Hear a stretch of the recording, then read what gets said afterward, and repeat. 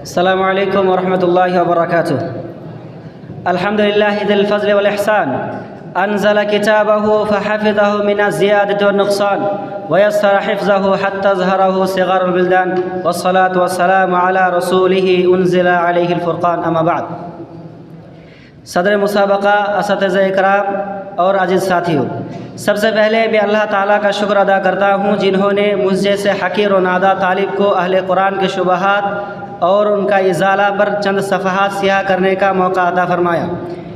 اس کے بعد میں لجنہ ثقافت کے ذمہ داران اور تمام اساتذہ اکرام کا شکریہ ادا کرتا ہوں کہ انہوں نے اس عظیم موضوع کا انتخاب کیا اور مجھے چند صفحات پر مشتمل ایک مقالہ تیار کرنے کا موقع دیا۔ جزاہم اللہ خیرا وبارک اللہ فیہم۔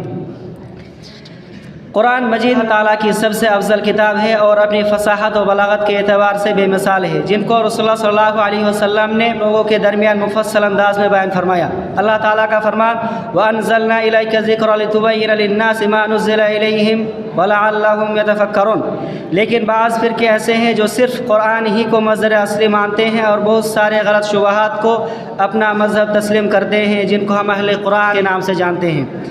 میرا مقالہ دو ابواب پر مشتمل ہے۔ باب اول میں سنت قرآن سے مکمل خارج ہے، اس موضوع پر 3 شبہات کا ذکر ہے، اور اس کے بعد باب دوم میں سنت کا بعض حصہ قرآن کے مخالف ہے، اس موضوع پر بھی 3 شبہات کا ذکر ہے۔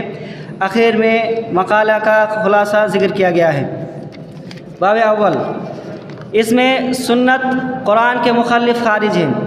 اس موضوع پر اہل قرآن کے 3 شبہات اور ان کا ازالہ کا ذکر ہے۔ پہلا شبہ، قرآن مجید شریعت کے تمام احکام و قضاء کے لیے کافی ہے، اس میں ہر چھوٹی بڑی چیزوں کو مفصل انداز میں بیان کیا گیا ہے، کیونکہ قرآن مکمل دین پر ایک مشتمل کتاب ہے۔ یہی وجہ ہے کہ شریعت کو سمجھنے کے لیے صرف قرآن ہی کافی ہے، سنت کی ضرورت نہیں ہے۔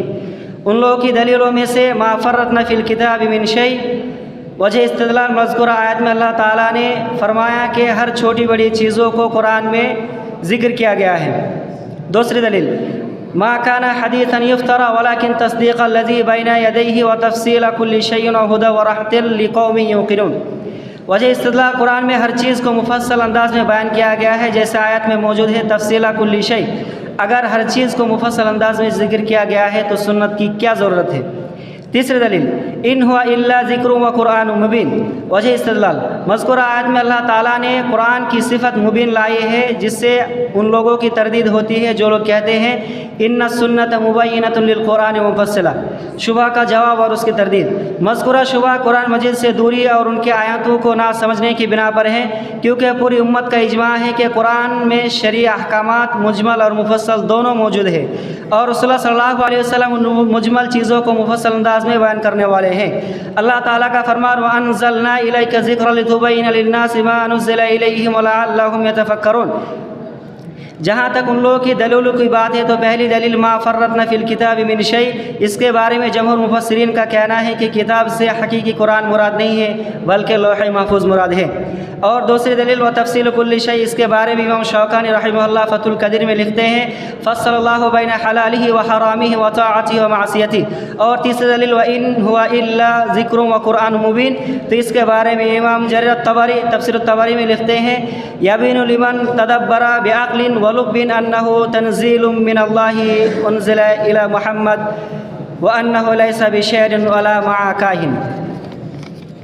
دوسرا شبہ، سنت رسول وحی الہی نہیں ہے بلکہ محمد صلی اللہ علیہ وسلم کا اپنے اجتہاد کے مطابق بنایا ہوا طریقہ ہے، جسے وہ شریعت کا حصہ قرار دیتے ہیں، جس کی وجہ سے کبھی وہ صحیح اور کبھی غلط ہوتی ہے۔ ان لوگوں کی چند دلائل میں سے کچھ دلائل پیش خدمت ہے۔ پہلی دلیل تعبیر نقل کا مسئلہ، دوسری دلیل بدر کے موقع پر رسول اللہ صلی اللہ علیہ وسلم کو مسلمانوں کو لشکر کو رکھنے کا مسئلہ، اور تیسری دلیل بدر کے قیدیوں کا مسئلہ، جن میں آپ صلی اللہ علیہ وسلم نے ایک رائے پیش کی تھی اور پھر عمر رضی اللہ تعالیٰ نے دوسری رائے پیش کی جس کو قرآن نے تسلیم کیا۔ مذکورہ شبہ کا شکار وہ لوگ ہوئے ہیں جو منکرین سنت ہے، جبکہ سلف سے لے کر خلف تک تمام امت مسلمہ کا اجماع ہے کہ وہ سنت رسول وحی الہی ہے۔ اللہ تعالیٰ کا فرمان وما ينطق عن الهوى ان هو الا وحی یوحی، نیز وما آتاکم الرسول فخذوه وما نهاکم عنه فانتهوا، نیز یا ایھا الذین آمنوا اطیعوا اللہ واطیعوا الرسول۔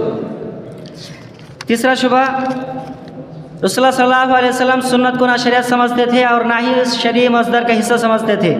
بلکہ وہ رسول اللہ صلی اللہ علیہ وسلم سے کام تھا جو کہ رسول اللہ صلی اللہ علیہ وسلم کیے تھے۔ ان کا رد مذکورہ شبہ ان لوگوں کے دلائل اور بالکل گڑی ہوئی ہے، کیونکہ وہ لوگ کہتے ہیں کہ رسول اللہ صلی اللہ علیہ وسلم جو بھی وارد ہوئی ہے وہ نہ شریعت میں موجود ہے اور نہ ہی کسی صحابہ اکرام نے اس کو لکھے ہیں۔ قرآن جس کو رسول اللہ صلی اللہ علیہ وسلم نے لکھنے کا حکم دیا، اور سنت جس کو رسول اللہ صلی اللہ علیہ وسلم نے لکھنے سے منع فرمایا۔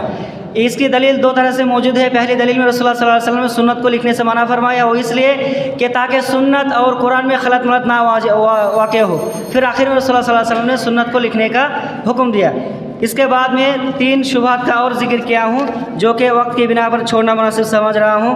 آخر میں مقالہ خلاصہ، جس طرح قرآن شرعی مصدر ہے اسی طرح سنت بھی شرعی مصدر ہے، اس لیے کہ قرآن اور حدیث مکھی کا اس دو پر جیسا ہے کہ اگر ان میں سے ایک بھی اگر خراب ہو جائے تو اس کا اڑان اور وہ مکھی دونوں برباد ہو جاتی ہے۔ اسی طرح قرآن اور حدیث میں سے اگر ایک کو اور چھوڑ دیا جائے تو ہم لوگ کا برباد اور ہلاک ہونا مقدر ہے۔ اسی لیے رسول اللہ صلی اللہ علیہ وسلم نے آخری دم تک فرمایا ترکت فیکم امرین لن تضلوا ما تمسکتم بہما کتاب اللہ و سنت رسولی۔ آخر میں اللہ تعالیٰ سے دعا ہے کہ اللہ تعالیٰ ان تمام کہی ہوئی باتوں کو سمجھنے اور اس پر عمل کرنے کی توفیق عطا فرمائے۔ آمین۔ السلام علیکم ورحمۃ اللہ وبرکاتہ۔